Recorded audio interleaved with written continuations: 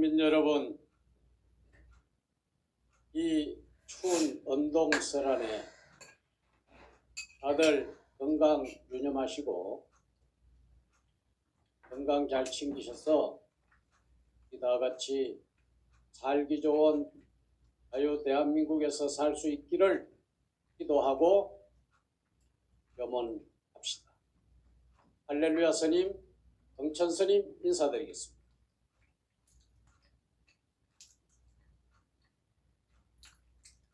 오늘은 비급한 사면, 술책, 직접 나서라 하는 주제를 가지고 한 말씀 올리겠습니다. 문재인 정권이 이명박 대통령을 적폐라는 미명 아래 22년 17년형을 때려 감옥에 넣을 때 단순히 적폐 청산의 목적이라 생각한 사람은 아무도 없습니다. 그들은 이 나라의 자신들과 다른 노선의 보수 인사들을 철저히 제거한다는 치밀한 업무하에 적폐몰이를 통해 우파의 중심 주도 세력을 와해시켰습니다.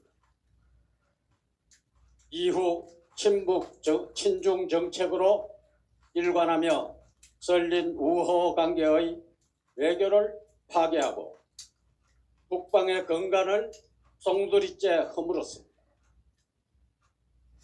경제는 좌파 사회주의 노선을 추구하여 산업 기반이 송두리째 무더기로 도산하고 실업은 사상 최고치를 기록했습니다. 고용보험 적립금이 고갈되는 유례없는 일이 벌어졌습니다. 고의적으로 집값을 올려 세금 폭탄을 터뜨려 헌법상 보장된 주거 이전의 자유가 유린되고 광주 이주가 서울에서 현실로 나타나게 되었습니다. 문재인이 입만 열면 말하던 공정은 자신을 보호하기 위한 전술이었고 취임 때 31가지 대국민 약속은 단 하나를 제외하고는 모두 거짓, 번으로 끝나 국민을 기만하는 통치를 했습니다. 자신들의 죄가 두려워 윤석열을 제거할 목적의 검찰개혁은 법의 심판으로 구살되었을 뿐 공수처를 통한 독재체제는 완성 단계입니다. 여기에다 검찰청 법을 고쳐 수사권을 없앤다고 본 장담입니다. 모두가 태산 같은 죄를 덮으려는 독재적 발상인 것입니다. 문재인은 단 한 가지, 한 번도 경험하지 않은 세상을 만든다는 약속은 지켰습니다. 코로나 K-방역은 한마디로 국민 통제와 억압의 수단이 되었고 코로나 방역의 유일한 답인 백신 개발이나 확보는 일전으로 미뤄 국민 불만이 불복종 운동으로 번질 위험 수위에 달했습니다. 울산시장 부정선거, 원전 조기 폐쇄, 신라젠 주가 조작, 라임 옵티머스 사건, 유재수 감찰무마, 유류 불법 한적, 청주터미널 용도 변경 사건, 딸 사이의 이민 등이 문재인 4년간 저지른 독세로 꼽힙니다. 북한 적장에게 넘겨준 USB를 포함한 여적죄의 여지도 한두 개가 아닙니다. 살아남기 위해 문재인은 내각제를 고리로 하는 남북연방제 개헌을 올해 안에 밀어붙일 가능성도 있습니다. 문재인은 해임 후 반드시 안위가 보장되지 않는다는 생각에 울면의 밤을 보내지는 않을까 생각이 됩니다. 이래서 4월 보궐선거에서 최소한 서울시장 선거를 승리로 이끌어야 하는 절박한 심정일 것입니다. 이를 위해 앞으로 온갖 공작을 발동할 것입니다. 이 가운데 하나가 사명카드입니다. 이 사명카드는 이번에 쓸지 내년 3월 대선용으로 쓸지 유분리를 놓고 속내가 복잡해 보입니다. 그 첫 신호가 이낙연의 입을 빌려 운을 띄웠습니다. 신축년 벽두에 이낙연 민주당 대표는 박근혜 대통령, 이명박 대통령, 두 대통령의 사면을 문재인에게 건의해 보겠다고 했습니다. 이걸 두고 내부가 난리입니다. 해석도 분분합니다. 이낙연이 대선 행보로 보는 견해가 다수지만 문재인의 천박한 술수의 작품이 아닌가 여겨집니다. 두 전직 대통령의 구석은 문재인의 뜻이었겠지요. 이런 자신이 사면을 직접 거론하는 것은 자기 부정에 직면합니다. 그래서 이낙연을 통해 말문을 연 것입니다. 문재인은 비겁하고도 비판받는 이유도 여기에 있습니다. 사명카드의 속내는 서울시장 선거입니다. 보수층을 흔들고 이탈하는 중도층을 돌리는데 유력하다는 생각이 바탕에 있습니다. 아울러 추락하는 레임덕과 정권의 위기를 막을 국면 전환의 필요성이 절실했을 것입니다.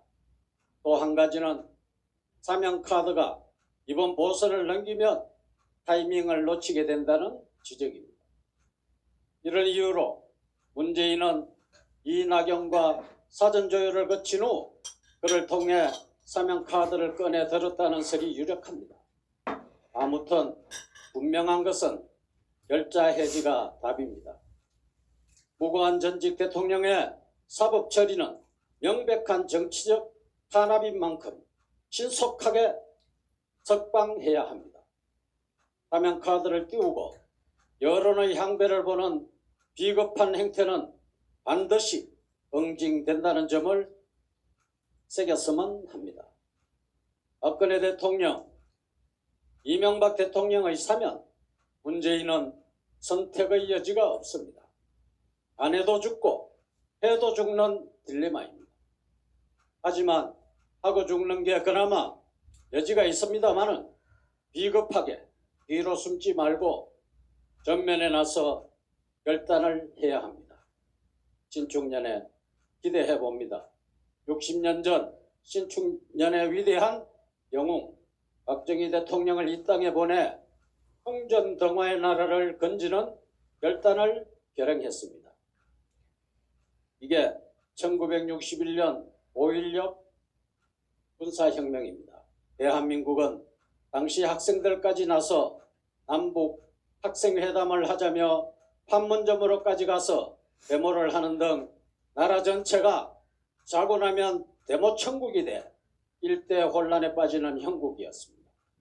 이를 보다 못한 박정희 장군은 신축년 5월 16일을 택해 무혈 군사혁명을 일으켰습니다. 목숨을 건 구국의 영단이셨습니다. 수천 년 전 이어져 온 가난의 칠곡을 끊고 산업화로 기적을 이루었습니다.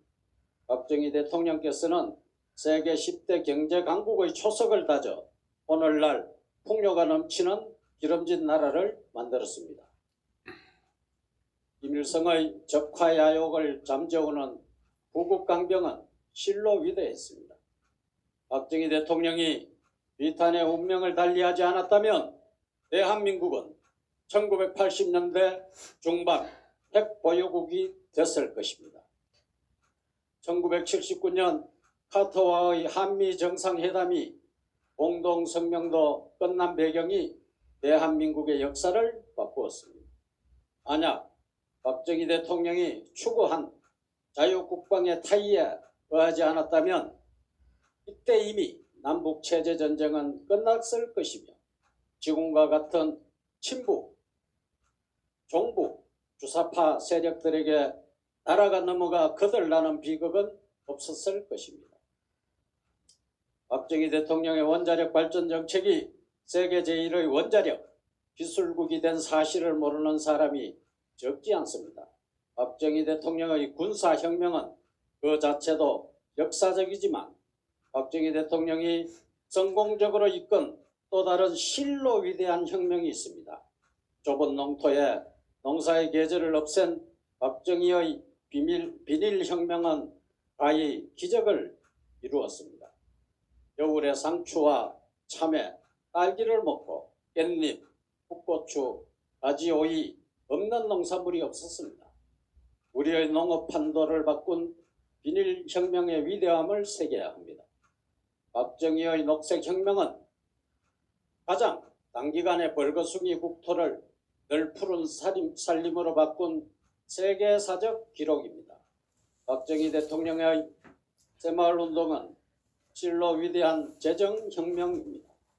중국 북경대의 한 교수는 국가재정으로는 100년을 해도 할 수 없는 일을 새마을운동이 해냈다는 평가를 한 적도 있을 정도입니다. 또 하나의 혁명은 종자개량혁명입니다. 통일벼가 박정희의 작품입니다. 단위당 수확량을 무려 3배나 높여 살밥으로 보리고개를 청산한 기적의 품종입니다. 박정희 대통령은 당시 필리핀에 육종 전문가를 보내 사모작이 가능한 여건을 이용해 최단기간에 고수확 벽시 육종 개발을 직접 지휘해 논 200평에 달 6가마니를 수확하는 통일벽시를 개발하였습니다. 정소평의 흑묘, 백묘, 추구도 박정희의 새마을운동을 벤치마킹한 것입니다. 그의 오늘의 중국을 만들었습니다. 이처럼 대한민국을 천지개벽시킨 60년 전 신축년이 환갑을 맞아 다시 돌아왔습니다. 지금 대한민국은 그때의 가난과 혼란과는 달리 체제 위기의 독재에 직면해 있습니다. 지금 대한민국은 자칫 북한에 흡수될 수도 있습니다. 박정희 같은 걸출한 시대적 영웅이 절실한 노란의 위기입니다. 2021년에 신축년 대한민국에는 뭔가 큰 일이 터질 것 같은 직감이 듭니다. 제2의 5.16 군사혁명은 없을까?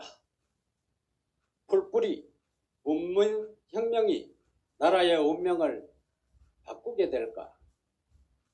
권력 내부의 친위 구태타는 없을까? 중대 재해 기업 처벌 법안이 통과됐습니다. 이제 기업주는 재수 없으면 감옥을 가야 합니다. 산업재해로 사망자가 생기면 사장을 처벌하는 법이 중대재해 기업처벌법입니다.